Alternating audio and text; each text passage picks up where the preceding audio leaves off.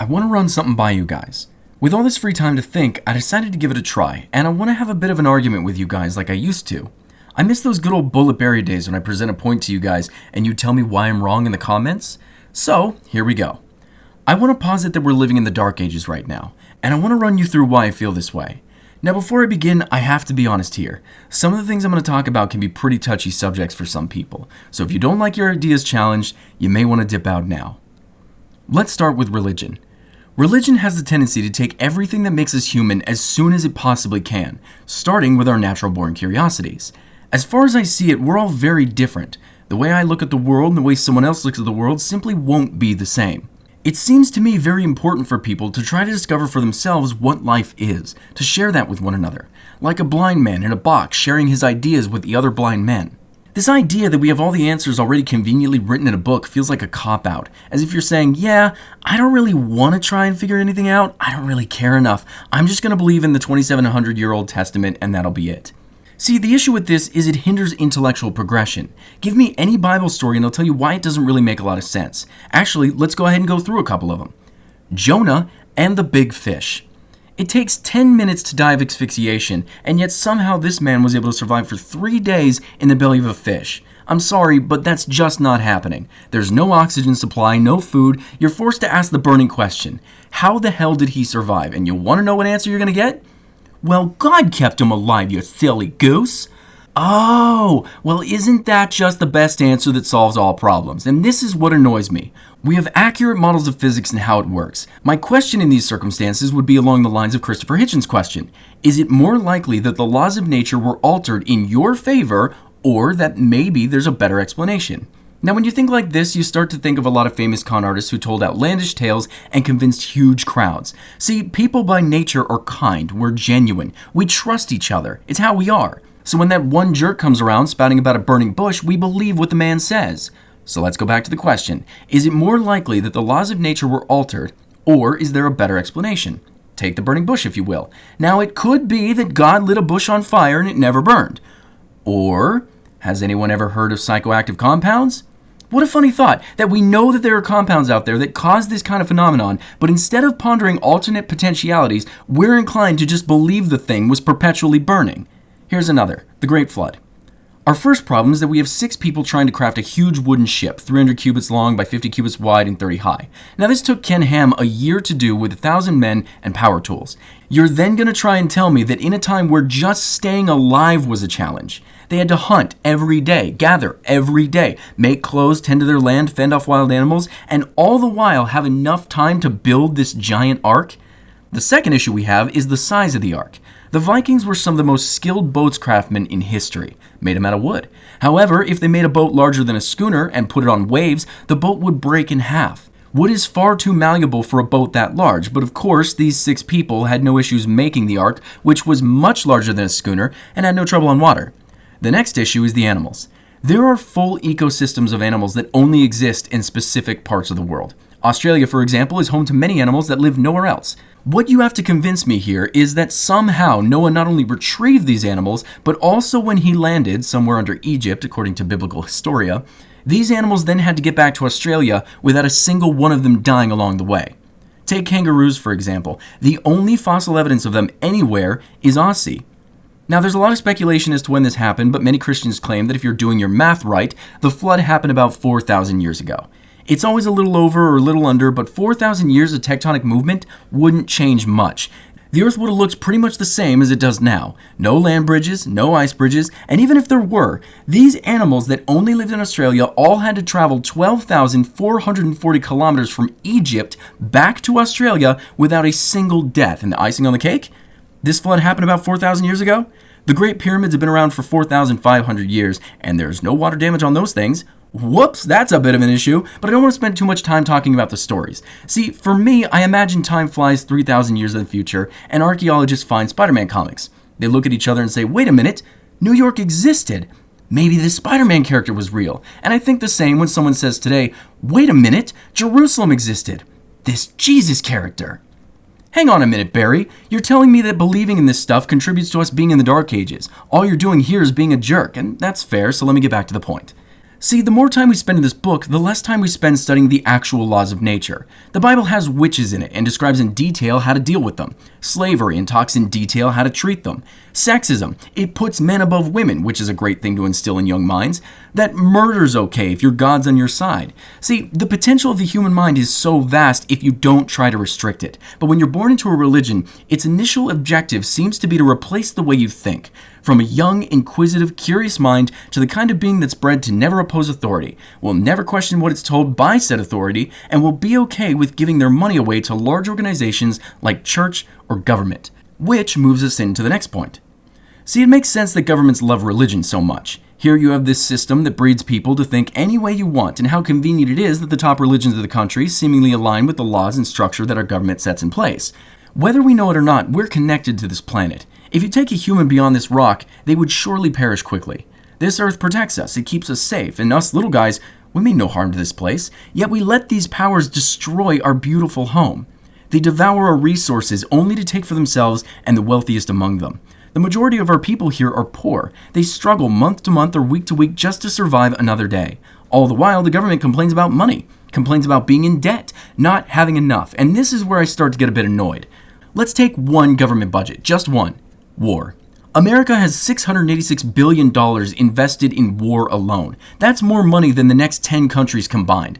So, then let's say you gave every legal American citizen $1 million each out of that.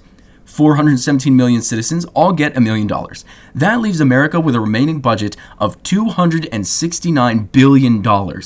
China's second on the list of most spent on military, and they're at $250 billion. You give every citizen here $1 million, and we're still on top. So I don't want to hear it when our country says they don't have enough money. We're just using it to kill instead of taking care of our citizens. You'd imagine the poorer classes would band together. They must know that their future generations are at stake so long as these organizations continue to rob from them what isn't theirs and resell to whom they've robbed. Then again, questioning authority is what religion was for. Now, Barry, you may say, less and less people are religious these days. Doesn't that negate this whole brainwashing thing you're going on about? And that's a good question. Of course, there's such a thing as media to ensure that those of us who've fallen from the chosen path are scooped up and told how to think as well. For example, I don't hate Muslims, I don't hate Korea, my government instills hate and I'm supposed to just follow in that. Anytime television programs portray anarchy, it's always crazy and murderous, as if we didn't have some government dictatorship we wouldn't be able to be kind to one another. You kidding me? Now someone may say, Barry, what do you mean by dictatorship? You can't call governments dictatorships willy-nilly, you have to have some justification. Okay then, here's my first question. When you were born into this world, did you sign the terms and conditions? Did you read over the laws and say, yeah, I'll decide to agree on those? You didn't? Whoops! So you just go along with everything you're told because you were conditioned to be okay with whatever you're told. Here in America, they say you can become anything you like, but if you want to do that, then you need these permits, this many years of school, sign here, initial here, and your life's over. You better not decide in 4 years your passions change, you want to do something else. It annoys me that I can travel to a third world country and be more free over there than I am here. If I want to be a barber here, I need documents, permits, schooling, training. Out in Vietnam, you slap a mirror on the wall, throw down a chair, you're making money. Talk about freedom, my friends. Now, living in a situation where your government owns you from the start is horrible for the growth of our species. Instead of trying to get to know ourselves, we instead fill our lives with merchandise, products, fake personalities, and poorly written television shows. Our government has the least concern for our well-being, and I'm hoping the majority of us can wake up for a second and realize how much power we have. This is where we move into the education system. Less about teaching our children how to learn, less about making all this great intellectual potential into something special, more about making these standardized learning courses easier, making the tests simpler so that more students can pass. This in turn allows schools to look like they have higher test scores and graduation rates, which is helpful for the children? Gotta love that good old J.D. Rockefeller for implementing this wonderful system. I don't want a nation of thinkers, I want a nation of workers. If you hear something like that and it doesn't make the instant connection that we're simple cattle to those in charge, then they've done a really good job. We spend so much money on math, science, social studies, physical education, and then you get out of school and realize none of it, not a single second of it will apply to your life ever again. Now I'm stuck in a spot where I don't know how to file taxes, get a place, I don't know how insurance works, the entire structure set me up to fail. If I go to college, I end up in massive debt until I can pay that off. It almost feels like every turn is designed to lock me down, make sure I stay in a situation where I'm barely scraping by. Well, at least if I get a job in technology, I can help design for the future. Maybe I can instill some change. Oh, wait a minute, that doesn't work. There's no such thing as true technological advancement anymore, is there? Only perfecting technologies. I mean, sure, we could have a silicon-based paint that you can put on your wall and that becomes your TV. But why in the hell would we roll that technology out when I can sell you my 65-inch flat screen panels for another 10 years? We restrict ourselves so much in the name of money, and we keep our people so simple so nobody can see it happening. Funny we live in a society where the money you have is more important than the individual you are. Our prison systems across the world tend not to be about reform at all. We don't teach these people why what they've done is wrong, and oftentimes the concept of right and wrong is what hinders us. We have a lot of people out there who've been trained to become disgusted by the topic of drugs. But if you can go along with this for a second, I might poke you in a curious spot here. I spoke about laws earlier, and I wanted to use this part to go more in depth. I mentioned that your body isn't yours, that when you're born into a country, your government acts as though it belongs to them, and that's final. Victimless crimes like drug use are an example of that. Here's a question. If we were truly an objective people out to understand, then why do we allow such ignorance to perpetuate our laws?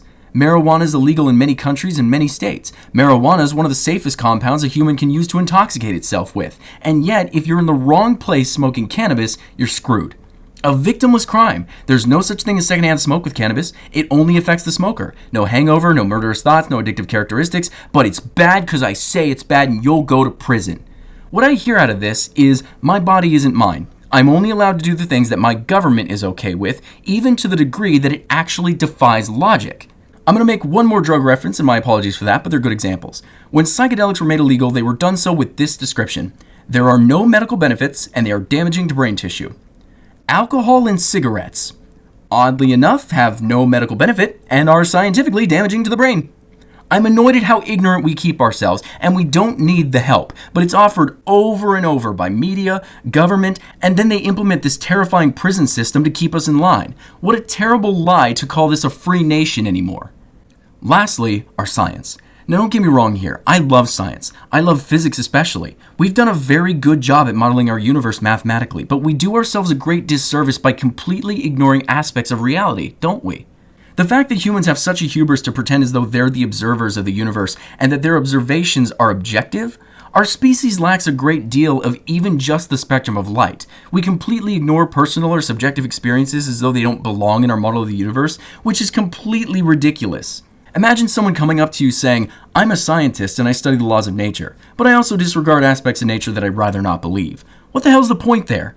We utilize math to understand one dimension and pretend this math will scale, but then what of the quantum?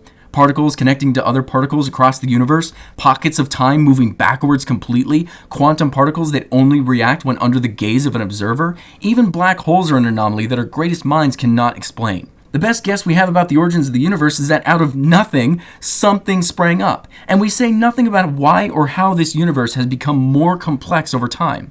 There's more matter now than there was a few billion years ago. Anyone want to explain that one, or are we just going to keep ignoring it? It even does this more rapidly as time goes on, and we don't seem to be interested in tackling that. Now don't get me wrong here. I'm not upset that we don't have all the answers. That would be completely boring if we did. But to ignore aspects of reality because it doesn't fit our old model just leaves me a bit confused when we say things like objective curiosity. Juvenile, primal, savage, ignorant, we're living in what I refer to as the Dark Ages. Implementing structures and societies that impede our very growth. The longer we live like this, the more likely we will be our own undoing. Holding on to ideas from the past because we're emotionally attached to a fictional reality where you bow to a dictatorial deity. Forgoing our individuality for the promised safety that our governments supply as they devastate our resources. Fighting against our brothers and sisters because of pigmentation, wealth, or power. Hindering the minds of ourselves and every generation beyond so the higher-ups can make us into simple workers who are paid enough to be content as they deceive you with trickled technological advancement. Now, why am I saying all this? Am I angry or worried?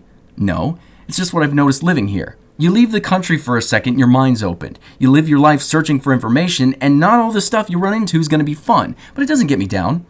Whenever I get into this stuff with people, I always hear things like, when will we have a president who cares? When will we have a government filled with people who care? The truth is, we breed people to be selfish and stupid. That's the leaders you get when you breed people like that. If you want change, you have to make it.